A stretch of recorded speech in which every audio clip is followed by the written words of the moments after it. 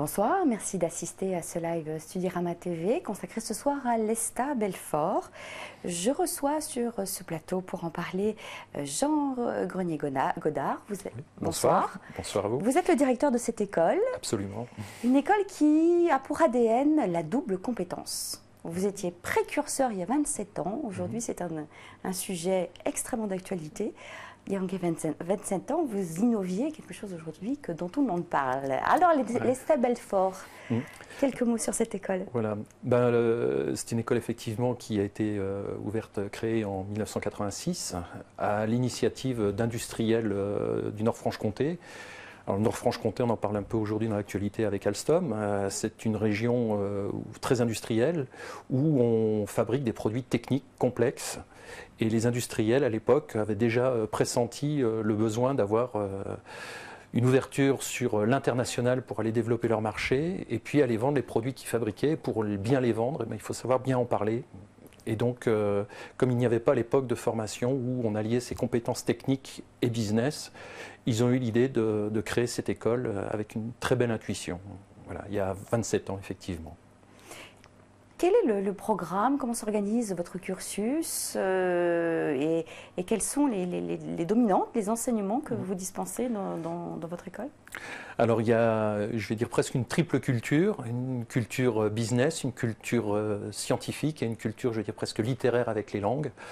C'est donc un programme pendant 5 ans, ou 3 ans, mais on en reparlera, où on passe nos étudiants dans une espèce de machine à laver, où continuellement on va les brasser leurs méninges pour qu'ils passent d'un cours de marketing à un cours d'électricité, à un cours d'anglais, à un cours d'électrotech, à un cours d'analyse de marché, continuellement pour les rendre adaptables et puis avoir l'esprit très ouvert.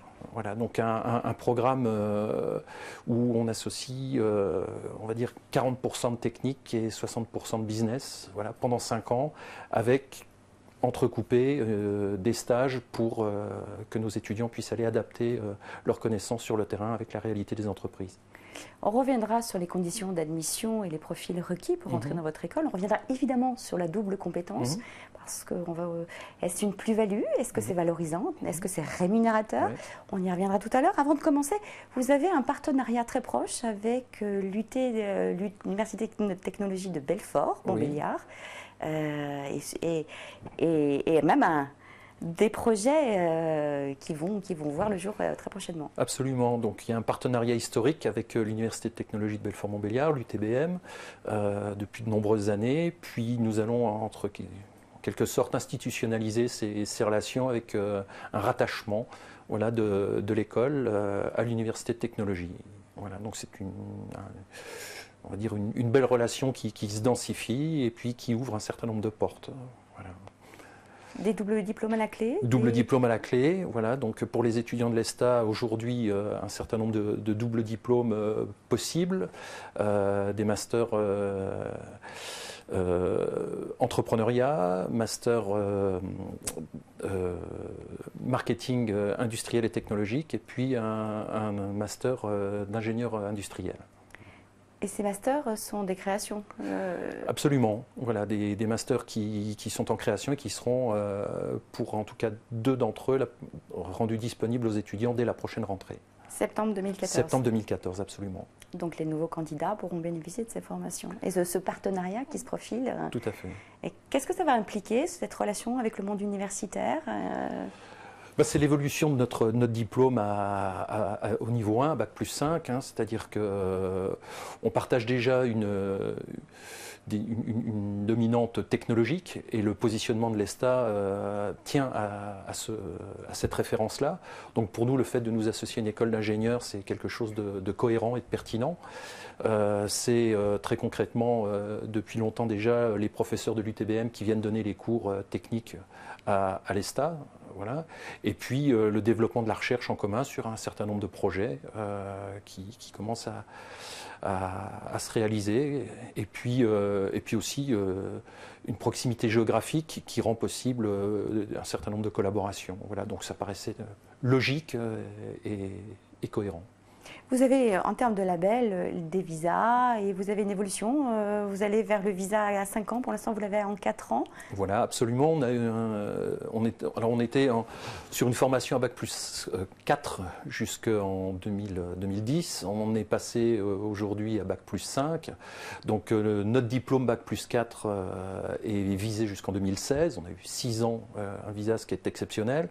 On va aller chercher le visa pour notre diplôme Bac plus 5. Il faut un certain nombre d'ajustements par rapport aux exigences du ministère. Donc on a besoin d'un petit peu de temps pour développer la recherche, embaucher un certain nombre de profs permanents puisqu'il y a des critères à respecter, et puis développer les relations internationales avec les universités, parce que notre culture, nous, c'était les entreprises. On est dans le B2B, donc on a énormément de relations avec les entreprises. On en avait moins avec les universités, mais pour entrer dans les critères du ministère de l'Enseignement supérieur, on est en train de développer tout ça pour nous présenter le dossier en 2015.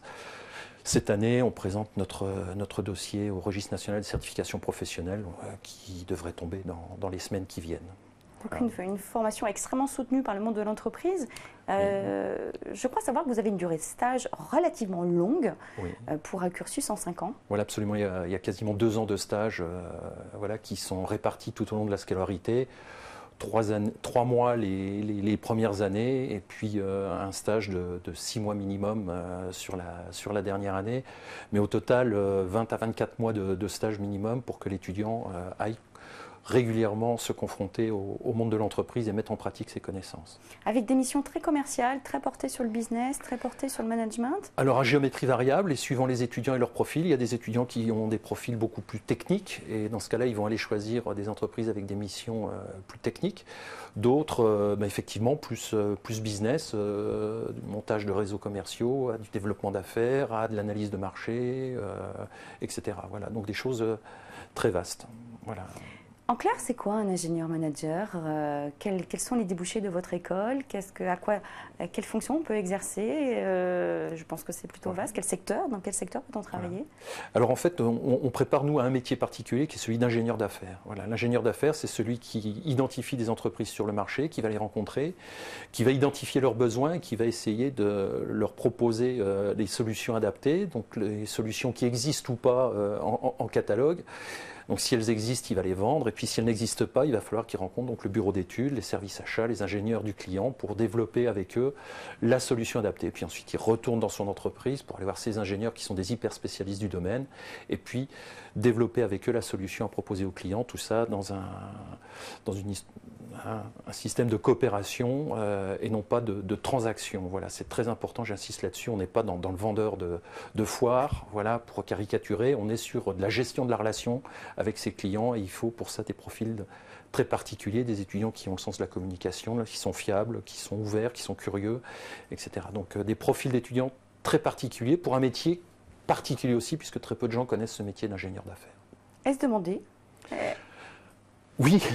Aujourd'hui, on n'arrive pas à fournir le marché. C'est-à-dire que nos étudiants trouvent à plus de 90% un emploi avant même d'avoir leur diplôme. Voilà, pour peu qu'ils parlent allemand, ils ont moult propositions, voilà, parce que c'est particulièrement recherché.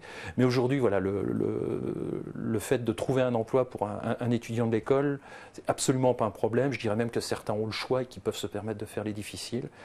Ça a 2 avantages. Déjà, d'être tranquille pendant sa scolarité, voilà, parce qu'il n'y a pas de compétition à l'intérieur de l'école. Tout le monde sait qu'il aura un emploi à la sortie.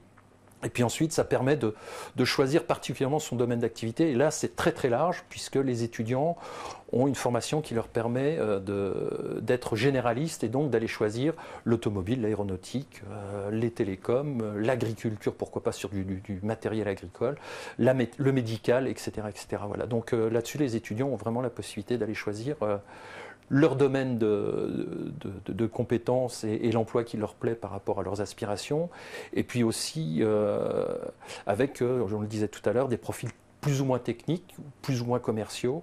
Voilà, donc ils peuvent être aussi bien ingénieurs d'affaires que chefs de projet en entreprise.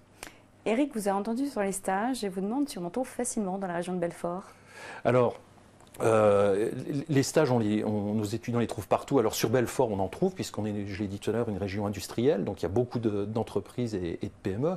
Hein, les entreprises, vous avez quand même Peugeot, vous avez Alstom, General Electric, Lizzie, Forestia, enfin, etc. Il y a toute une pléiade d'entreprises, de grosses entreprises, et puis une kyrielle de PME dynamiques. Ça sur Belfort et l'aire urbaine, mais on a aussi juste à côté l'Alsace, la Suisse, qui sont là aussi pourvoyeuses de demandes de stage. Voilà, donc voilà, on n'a pas de souci, on a plus de demandes de stage que d'étudiants, donc voilà, on n'a pas de souci là-dessus.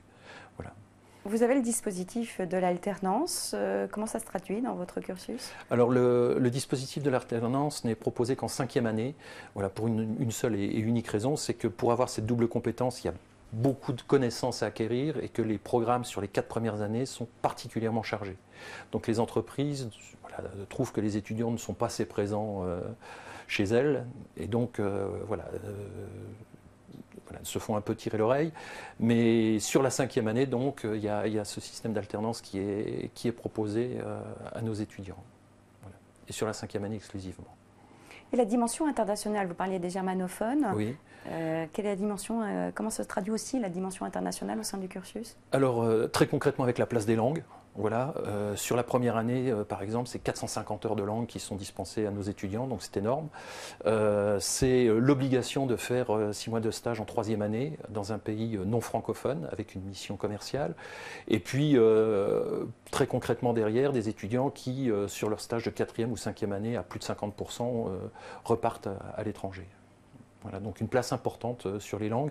Et puis un positionnement particulier sur le marché de l'emploi, puisque les étudiants sont bilingues anglais de toute façon, avec en plus l'allemand ou l'espagnol, et parfois même le chinois en initiation. Et ils passent la frontière, ils ont des stages en Allemagne par exemple, parce que la proximité... Voilà, alors, en Allemagne, oui bien sûr, chez Liebherr, chez Porsche, chez Mercedes, chez BMW, chez André Sauser, enfin beaucoup d'entreprises, il n'y a pas de souci. L'Allemagne n'est pas loin, hein, on est à moins de 60 km de l'Allemagne. La Suisse aussi, puisque c'est la Suisse allemande. Et puis les Autrichiens par exemple aussi qui vont nous titiller quelquefois. Donc c'est un environnement voilà, qui est demandeur. Voilà, aujourd'hui, effectivement, puisqu'on parle de cet environnement germanique, il y a une grosse demande parce que des problèmes de recrutement et de courbe démographique qui font qu'ils sont en déficit par rapport au profil de jeunes diplômés. On reviendra sur cette presque triple compétence, voilà. la double compétence professionnelle et linguistique, notamment germanique, que vous demandez. On y reviendra tout à l'heure. Oui. Il y a un aspect important, un volet important quand on choisit une école, c'est évidemment le volet financier. Oui. Comment peut-on financer sa formation? Quels sont les coûts de la formation et les dispositifs que vous proposez pour des étudiants qui sont peut-être en proie à des difficultés financières? D'accord. Alors la première chose à dire, c'est que effectivement, on n'est pas un établissement public, donc on ne reçoit pas un centime de l'État. On est une association, voilà, donc à but non lucratif. On n'est pas un fonds de pension, on n'est pas là pour générer des bénéfices. On fait tourner l'école et ça s'arrête là. On se bat continuellement pour avoir des frais de scolarité les moins élevés possibles parce qu'on pense à l'école que commencer dans la vie avec des prêts importants, il y a peut-être d'autres choses à faire. Donc les frais de scolarité sont limités sur les 4 premières années à partir de l'an prochain 4 300 € l'année. On peut dire que sur toutes ces années-là, il y a à minima 3 mois de stage rémunérés. Voilà. Donc ça réduit un petit peu le montant des frais de formation. On peut rajouter aussi que Belfort n'est pas une ville chère. Voilà, on trouve un studio à 250, 280 €. Voilà. C'est pas parisien comme tarif. Voilà.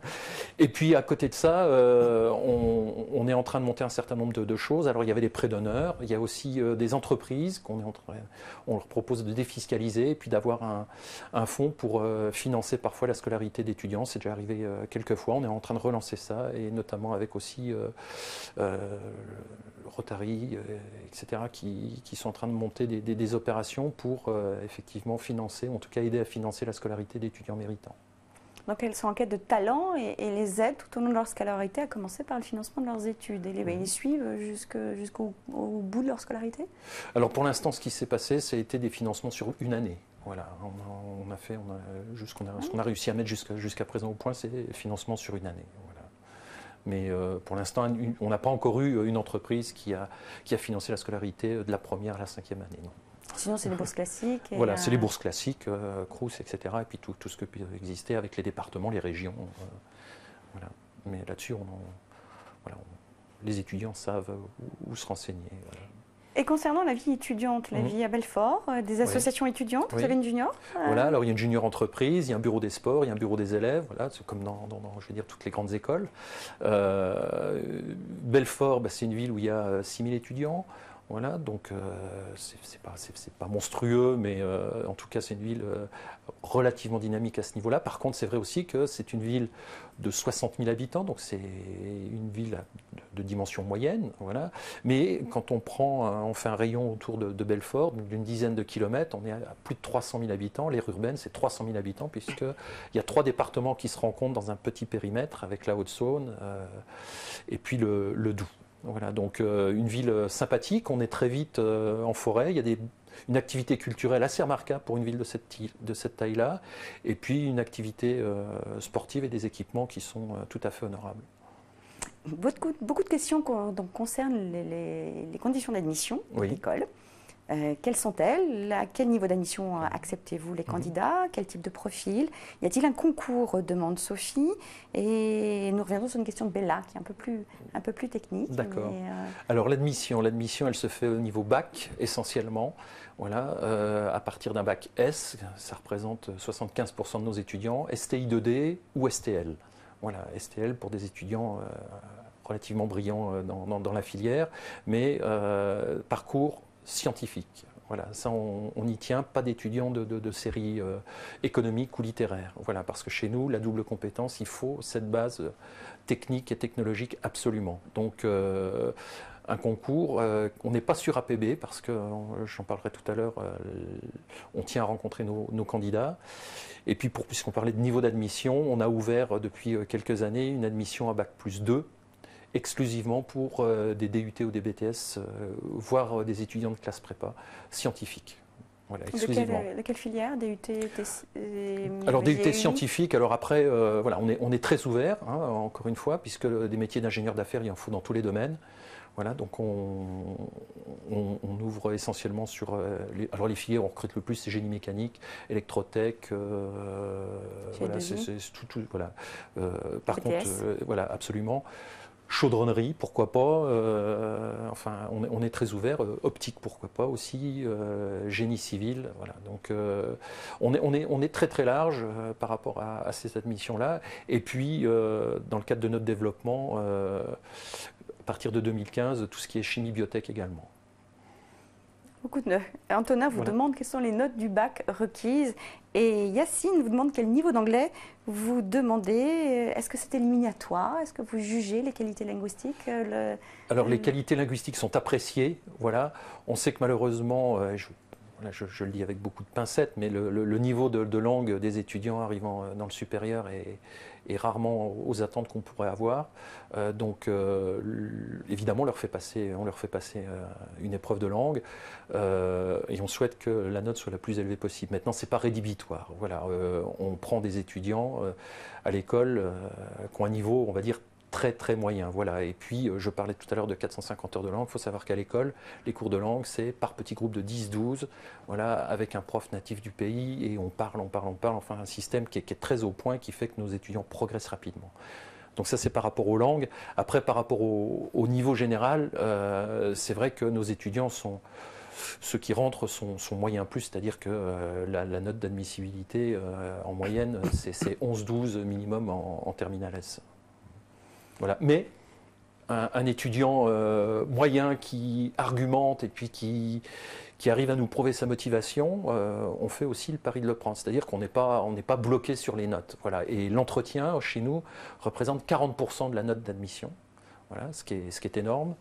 Donc c'est 40% sur des épreuves de maths, du programme de terminale, le français c'est un résumé de texte, l'épreuve d'anglais, un QCM en physique, donc ça c'est 40% de la note, 20% sur le dossier parce qu'on va avoir une vision un petit peu dynamique de la scolarité de l'élève, et puis donc 40% sur qui il est, voilà, parce que je le disais tout à l'heure, dans ce métier d'ingénieur d'affaires, on veut des gens fiables, on veut des gens qui communiquent, on veut des gens qui sont dans la relation plus que dans la transaction, et c'est ce qu'on essaye d'aller valider au cours de cet entretien qui est très important.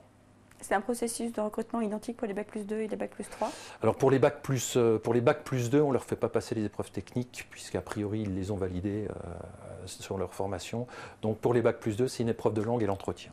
Voilà, plus le dossier, bien sûr. Pour revenir au bachelier, vous avez plusieurs sessions de recrutement? Alors il y a 2 sessions de recrutement. Il y a une session au mois de mars et une session au mois de mai. Et j'en profite pour dire que ça se termine le 30. Voilà, le 30 avril, et puis que donc c'est quasiment fini. Demain. Mais pour les étudiants qui nous entendraient ce soir, s'ils le précisent, on acceptera leur candidature voilà, encore quelques jours. Voilà. Alors justement, qu'est-ce que doivent-ils vous adresser? Un dossier rapidement? Alors un dossier rapidement à télécharger sur le site, voilà, et puis nous le renvoyer donc très vite en spécifiant qu'ils ont entendu le live Studirama et qu'ils demandent ce petit délai exceptionnel. Eh bien, à voilà. bon entendeur. J'ai Bella, oui. qui a un cas un peu pratique, oui. un peu spécifique, pardon. Elle est en première S. D'accord. Elle hésite entre une école d'ingénieur et une école de commerce. Manifestement, elle a un parcours scientifique. Oui. Elle aime le contact et la négociation, dit-elle. Est-ce que votre école peut lui convenir? A priori, c'est exactement l'étudiant cœur de cible qu'on recherche. Voilà. Chez nous, l'étudiant qui vient chez nous, c'est un étudiant qui hésite entre l'école de commerce parce qu'il ne veut pas abandonner le côté scientifique qui lui plaît beaucoup et qu'il aimerait conserver, mais donc qui n'a pas envie de faire que du business ou du management et qui veut garder ce côté technique. Et puis c'est aussi l'étudiant qui ne veut pas aller en école d'ingénieur parce que 20 heures de paillasse, 20 heures d'atelier, 20 heures de programmation par semaine, voilà, c'est pas son truc, mais qu'il a envie aussi de faire d'autres choses à côté. Donc nous, on est véritablement au croisement entre l'école d'ingénieur et l'école de commerce. Voilà. L'étudiant qui veut faire médecine ou droit et qui hésite avec l'ESTA, il a tout faux. Voilà, il ne faut surtout pas qu'il vienne chez nous. Par contre, celui qui a cet amour de la technique, du scientifique et qui veut s'ouvrir, voilà, il est vraiment le bienvenu parce que c'est celui-là qu'on recherche. Comment vous qualifie-t-on? Êtes-vous une école de commerce ou une école d'ingénieur? Je vais dire qu'on n'est ni l'un ni l'autre, qu'on est une école hybride, voilà, et on est une école à la fois de technologie et de management. Voilà, School of Business and Engineering, comme on le dit en anglais. Nous revenons aux épreuves. Val vous demande s'il faut s'entraîner aux épreuves. Est-ce que le bac suffit ou son parcours universitaire suffit à... Son parcours, il existe, il est là, donc qu'il vienne avec, et puis ensuite, surtout, qu'il vienne tel qu'il est lui-même, voilà, en restant qui il est. Voilà, il n'y a pas de préparation à faire, et les conditions d'admission sont vraiment des conditions, on essaye de mettre l'étudiant dans l'environnement le plus favorable pour qu'il soit lui-même à l'aise, etc. On ne va pas le piéger sur la production de charbon en Roumanie en 1936, il n'y a pas de souci. C'est vraiment des questions sur ce qu'il a vu, ce qu'il a fait, et puis qui il est. Voilà, ça s'arrête là. Justement, l'entretien, les petits terminales ne sont pas toujours habitués à faire face à un jury. Quels sont le type de questions que vous leur posez, sans dévoiler le secret des dieux, mais quels sont le type de questions que vous leur posez? Qu'est-ce que vous n'aimez pas? Que n'aimez-vous pas de la part des candidats? Et au contraire, qu'appréciez-vous? Voilà. Alors, premier type de questions, et effectivement pour des étudiants de terminale, on leur donne tout d'abord un sujet à choisir pour commencer l'entretien et puis qu'effectivement ils puissent à partir d'un sujet préparé pendant une demi-heure commencer l'entretien en pouvant s'exprimer. Ça nous permet de voir si l'étudiant sait construire son dialogue, s'il est logique et puis s'il a un minimum de connaissances. Et puis ensuite, c'est une triangulation entre ce qu'il nous dit, ce qu'il a écrit et puis son dossier. Et là, on regarde si effectivement l'étudiant est cohérent et si les choses qu'il nous raconte vont dans le sens de ce qu'on peut attendre. Alors venons-en notamment à une question d'Hugo qui vous demande si double compétence rime avec double diplôme et double compétence au final. Vous demande Ludo, qu'est-ce donc la compétence technologique et managériale? On l'a évoqué tout à l'heure. En quoi est-ce valorisant? En quoi est-ce rémunérateur, si tant est que ce le soit? Comment les entreprises apprécient ce parcours ingénieur-manager? Et valorise-t-il cette carrière? Ok. Alors, le double diplôme, on l'a dit, à partir de l'an prochain, effectivement, ce sera double diplôme avec l'Université de Technologie. Voilà. Et donc, c'est le diplôme de l'école, ingénieur, manager en ingénierie d'affaires industrielles, plus le master management industriel et technologique. marketing pardon, industriel et technologique. Et puis, très concrètement, c'est, je l'ai dit, 40% de cours techno, 60% de cours business, c'est des cours d'électricité, d'électrotech, d'automatisme, de programmation industrielle, et puis le parcours classique qu'on voit dans une école de commerce sans tout ce qui est monétique. Voilà, donc c'est une programmation dense. Et ce qui intéresse les entreprises, effectivement, et là-dessus, on a plus de 90, 96% parfois d'embauche avant même la remise du diplôme. C'est effectivement cette dualité. Voilà, des jeunes qui savent, quand ils vont vendre un produit, qui savent en parler, qui le comprennent, qui sont capables d'aller évoquer des solutions avec les bureaux d'études et les ingénieurs de leurs clients. Voilà, donc ça, c'est particulièrement recherché. Voilà, aujourd'hui, on n'arrive pas à satisfaire la demande. Parmi toutes les entreprises qui nous sollicitent, voilà, on a du mal à satisfaire la demande. Donc il y a une très grosse demande. Et puis j'en reviens à l'intuition des fondateurs de l'école, c'est cette vocation internationale. Aujourd'hui, la croissance, on le sait, se fait à l'étranger, à l'export, et nos étudiants sont particulièrement armés, effectivement, à travers leur connaissance des langues et puis leur ouverture d'esprit pour répondre aux attentes des entreprises. La particularité de la double compétence à l'ESTA, c'est qu'on n'est pas dans du millefeuille.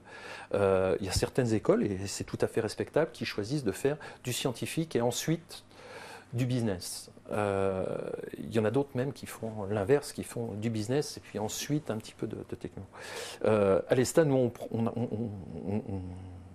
on sait, par expérience en tout cas, que ce qui nous convient et que notre modèle pédagogique, c'est, je l'ai dit tout à l'heure, la machine à laver. L'alternance continue, le mélange de techno, de langue et de business constamment. Ça donne des étudiants, je l'ai dit, curieux, réactifs, ouverts, qui ont envie d'apprendre. Et ça, c'est un profil vraiment, il y a une couleur particulière à l'ESTA. Voilà, toutes les entreprises le disent. Et on a cette grande chance d'entendre des DRH qui disent, s'il vient de l'ESTA, je prends. Voilà, donc c'est une vraie reconnaissance. Et donc, la double compétence s'exerce sur les 5 années d'études et pas forcément sur un cursus bloqué en fin de cursus, par exemple, grande école. Absolument, voilà, c'est tout à fait ce que vous avez dit, c'est 5 ans où constamment, il y a cet apprentissage particulier où on mélange tout. Et à la fois un enseignement dense d'école de management et d'école d'ingénieur. Je repose les bases. Tout à fait. Voilà. Donc ça veut dire qu'il y a beaucoup d'heures de cours. Voilà. Beaucoup d'heures de cours. La première année, sur le premier semestre, nos étudiants travaillent le samedi également. Et puis travaillent du matin de bonne heure jusqu'à 17, 18 heures le soir. Voilà, je le dis, quand on vient à l'ESTA, on travaille. Voilà, on travaille. Les enseignements sont denses et puis il y a aussi un environnement qui fait qu'ils sont capables de prendre tout ça. C'est-à-dire qu'on est une grande école, mais une grande école de petite taille. Il y a cette année 220 étudiants sur les 5 ans. Donc c'est des petites promos. On n'est pas comme dans un amphi, c'est-à-dire que s'il y a quelque chose qui ne va pas, on interrompt le cours, on demande au prof, on peut aller le voir à la fin du cours, le prof est disponible, on peut lui envoyer un mail, il répond, etc. Il y a une proximité très forte, il y a une équipe pédagogique qui est énormément présente, ça c'est extraordinaire, voilà, et je tiens à souligner l'engagement de l'ensemble des professeurs qui fait que, effectivement, les étudiants sont des éponges en classe, prennent et puis répondent aux attentes là aussi du corps enseignant qui sont des attentes qui sont élevées. Voilà, on demande aux étudiants qui travaillent, qui s'impliquent et ils le font. Il y a une question qui souvent, on n'arrive pas à distinguer la spécialisation de la double compétence. Ouais. Y a-t-il une distinction va-t-on vers un champ de spécialisation dans votre école, comme ça peut être le cas en fin de cursus, ou vraiment, comment peut-on distinguer ces deux entités? Chez nous, la spécialisation elle se fait à travers les stages.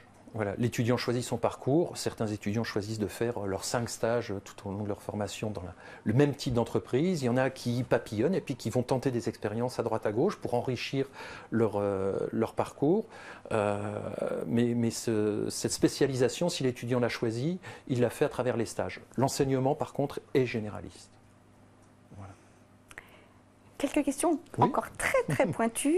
Dany vous demande si vous avez des partenariats avec des universités étrangères. Oui, on n'a pas évoqué ça tout à l'heure. Les partenariats, oui, on en a. On en a, par exemple, j'ai signé il y a quelques mois un partenariat avec la Roumanie, donc l'université polytechnique, l'école polytechnique de Timișoara et puis l'université de Petroșani. On est en cours alors avec l'Allemagne, bien entendu, Bochum, Aschaffenburg. On est en train de monter un réseau d'écoles d'ingénieurs d'affaires à l'échelon européen, avec notamment les Allemands, les Autrichiens. On a des liens avec HEC Liège, l'Université de Louvain, et puis on est en train de développer des partenariats avec la Finlande, l'Écosse, etc. Mais c'est, je le disais tout à l'heure, une dynamique qui est relativement récente dans la mesure où, jusqu'à il y a 4 ans, les partenariats, on les avait avec les entreprises, voilà, puisque nous, on travaillait essentiellement avec les entreprises.